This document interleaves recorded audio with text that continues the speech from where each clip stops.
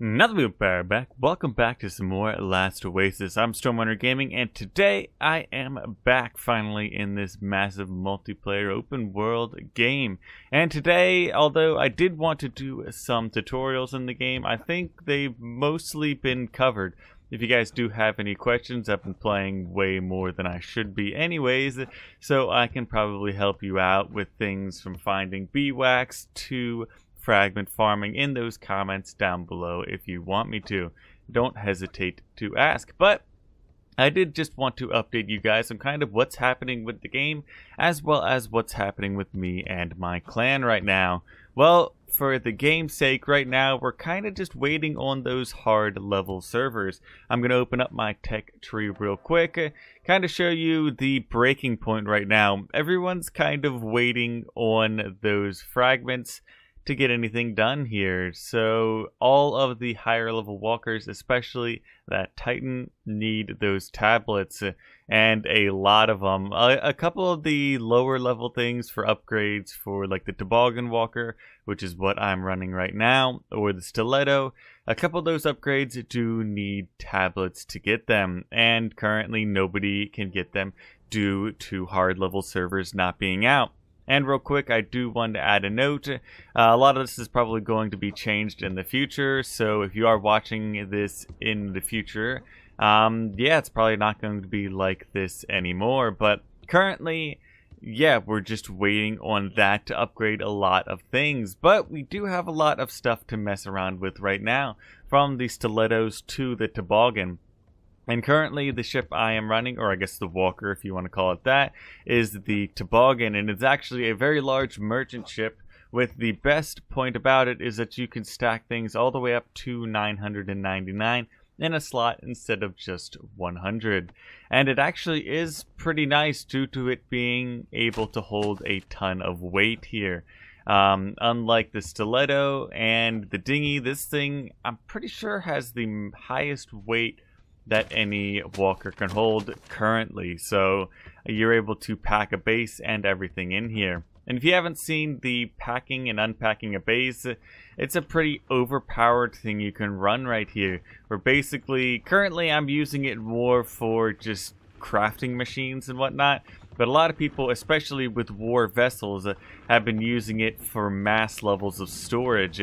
So you can go into a battle, destroy somebody's ship, and then raid everything and drop your base there, drop it into the base, and then pick the base back up instantly. Which, me and the clan, we've definitely been thinking that needs to be changed, because that's as quick as you can get it out and put it back into your storage there, especially during a battle as well.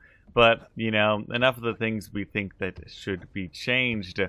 Yeah, on the other point, we do have a couple stilettos, 2 clan stilettos right now, fully equipped with repeaters and whatnot. And if you don't know what repeaters are, you haven't gotten up to them, or you don't own the game just yet, they're the circular little, if you think kind of machine gun looking things, but they shoot arrows.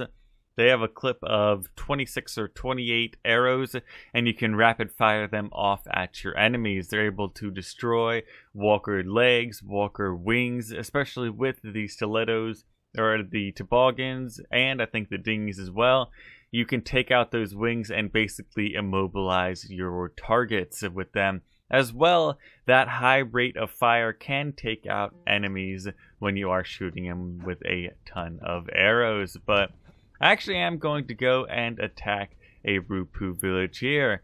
So, while I am talking about attacking this Rupu village here, I do want to talk about just generic attacks in the game and PvP.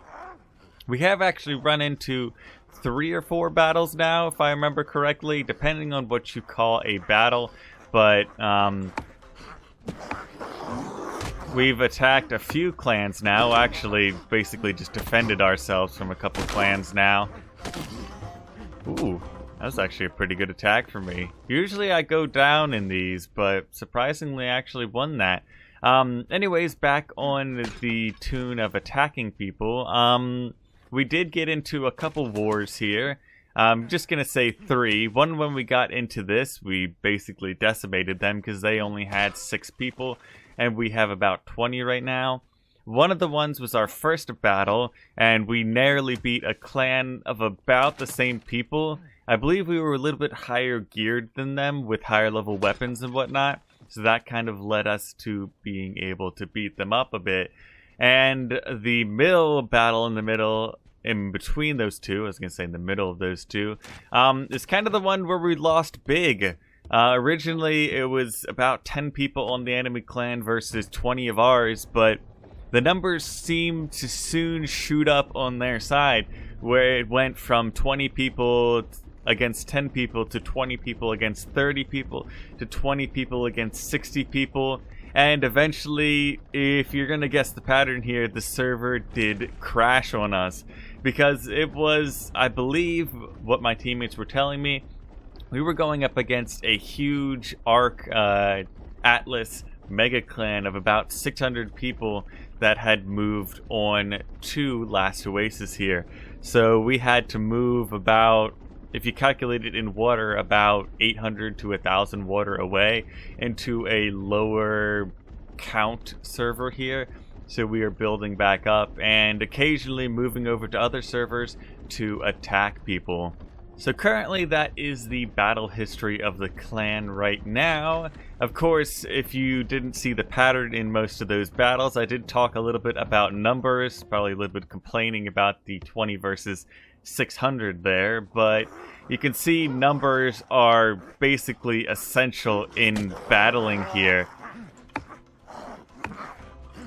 So basically, whatever clan has the numbers on that day, they're going to have a big advantage, especially if they have any sort of weapons on them. Ah, you got a hit off on me. Okay. Alright. That village wasn't too bad on looting them either. And I'm actually getting a good amount of fragments, but on the point of fragments, moving away from the small amount of wars we've had so far, fragment farming is definitely something that I've been getting into more and more, just to unlock everything, you know, on the tech tree, everything we can with the lower level fragments. So basically what fragment farming is if you're going around the outside edge of the map, or at least for the medium level servers, if you go around the outside edge, hopefully you can see my mouse right now, the cursor, you can find a lot of wrecks out there. And especially if you do have a harpoon, or I guess have harpoons for your ballista, you can grab those boxes as well. And those boxes are a huge source of fragments. The best, if you ask me. That's the quickest way to just loot a ton of fragments in Last Oasis here. And at one point I actually had something like 200 something to 300 fragments on me. That it was pretty insane how many I'd farmed up, but I just dumped it into a ton of different things, from unlocking the Toboggan and the Toboggan upgrades to a few other things like the ballistas and just other basic resources. So I can craft things like I was showing you with the base earlier. I can craft things from string to the earth wax and other things. Currently I don't have the mushrooms or any other just base materials to make any, but now that I have all that unlocked, I don't need to find other just clan members to do that for me. I can kind of be basically a lone wolf, which this lower population server actually is pretty nice for going around and just kind of farming yourself. One of the bigger resources we seem to run out of more and more right now actually isn't water, it's just bone at the moment. I don't know, we've gotten a little bit off of clans and whatnot, some bone resource, but it seems to be that just generic world resource spawns, the bones take a ton of time to come back. So that's something I've been running out of, the clan's been running out of, but hopefully we get a little bit more of that when hard servers do drop. There is another thing, I don't know if everyone does know about this, but the ballistas are actually a much better weapon than I anticipated. If you guys can unlock fire arrows, that's the best way to get into a hull of a ship, you know, where the cargo is stored here, because as you can see currently at the top, StormRunner's Toboggan is locked to just me or clan members. no enemies can get into it. But if you shoot a couple fire arrows there and run the lock out, you can actually get in there and steal just all of my resources. And you can use other types of ammo to get into it, but it takes a lot more of it to get in there. So the fire arrows definitely, they take more time to go through stuff. So if you're pressed on time, it might be a little bit better to just use this spamming of a repeater or something if you have a couple thousand ammo for it. But at the end of the day, the fire arrows, if you've taken out a clan and they've left their walker there for a little while, it's definitely the better thing at the end of the day. And that's one of the things I got up to pretty quickly of unlocking. The fire arrows do take Rupu gel, though. So you do need to attack a lot of Rupu villages to get some. That's kind of why I'm going around, you know, raiding a couple more here. But you do need to find the bigger villages or higher level villages. I don't know if they're just higher in size or level, but they'll have the Shaman Towers, which is where you find the Rupu gel for the most part. And now that I am getting into this village, as you can see, it is a larger village. You can see that circular tower in the middle. That is where we are going to be getting some Rupu gel after all these guys are dead. One block my hit. And 3 for 1. Although, a couple of them got some good hits off on me, so I'm going to have to heal before I take on these shaman in here. Alright, and we can come in and grab the, it's the effigy, not the tower, excuse me. But I think we can grab it right before they get here. Steal a couple other things on my way out here. I do want to drop one more bandage in before I attack these guys to get at least maybe 75% of my health, because their weapons still do 40 something damage, I believe. But it's difficult. They seem to be just making a group over here on the the northwestern side. I really do want to draw them out, and there's 5 of them. Lovely. Sometimes you can get a whole group of them to go down pretty quickly if you block one attack of theirs and just spam. But at the end of the day, they've got numbers. And I don't care if I show me going down. It happens all too often for me. Just a stupid move on my part. There is a silly way where you can target one Rupu and bring them out of a village. If you use your grapple, you can kind of pull them towards you slowly. It's pretty funny when it actually happens. Am I crazy, or did the village over here disappear? I was gonna go back in to fight those guys, but they're all gone. Maybe I am going crazy. No, there was a village there. I'm like 90% sure. And while I do remember it, I do want to add a quick note about the blue tigers out in the desert. If you do get a group of clan members together, probably 5 or 6, with some decently powerful weapons, you can just melee the things down. They're not actually that difficult to kill. At the end of the day, you're going to need them for higher level upgrades that you can get at the moment for your higher level walkers, like the Toboggan, the Stiletto, as well as a couple other things like armor and maybe tools. I at least know that the armor does require you to have a couple of the plates, I believe, from the tigers there, but I've got a few just for the upgrades on here. Well, I got a few and used them for the hull upgrades on my Toboggan there. But this is basically what I was talking about when I talked about it earlier, fragment farming. All you're really going to do is go around the deserts here, around the edge of that kind of living area, and find shipwrecks and whatnot to get pieces and things here. But of course, the best source of the fragments out here is when you get that ballista on your walker and you're able to grab those crates. And I'll show you kind of what they are in a second when I find one, and just how to do it, basically. Man, this thing makes more creaking noise than an actual, like, pirate ship, honestly. You hear all those... Here, I'll shut up for a second. You hear all those creaks and stuff? You can probably only hear the huge sounds of the walker legs here.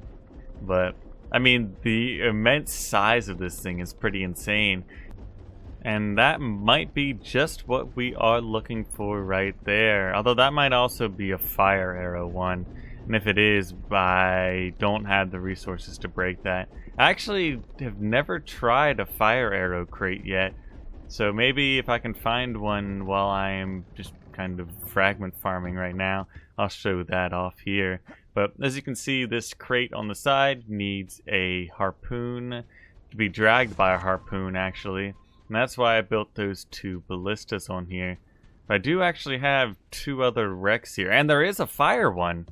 So actually, I'm going to set up a couple arrows, and we can try out the fire one first and see kind of how many arrows it takes, as well as, you know, what's in there.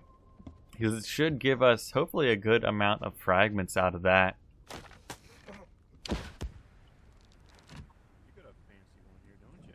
Yeah. Yeah, it's Toboggan. I mean, it's difficult to move around. I'm just circling around to get that other box, but it's pretty nice because it holds a ton of resources. So, and I built a crafting base on here.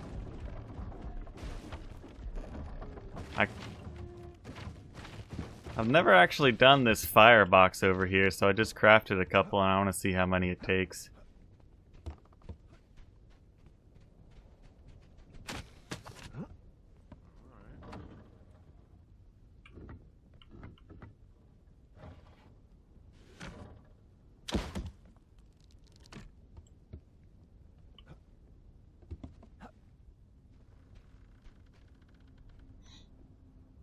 Alright, we've got the firebox going now with one fire arrow kind of slowly taking it out. I'm hoping it only takes one fire arrow, but I made like 5, so we should be fine if we need to put another one in it. And it only does like 50 damage or something. At the end of the day, we'll see. There's actually another little bag up there. See if I can get up there before this crate's broken. Come on, there we go. Just spam space to get up. Sit there and just burn it? Yeah, that's what fire arrows do. You can do the same thing to enemy hulls to get into their storage. I think it's the least resource intensive way of doing it. That or just spamming a bunch of other arrows and stuff. So.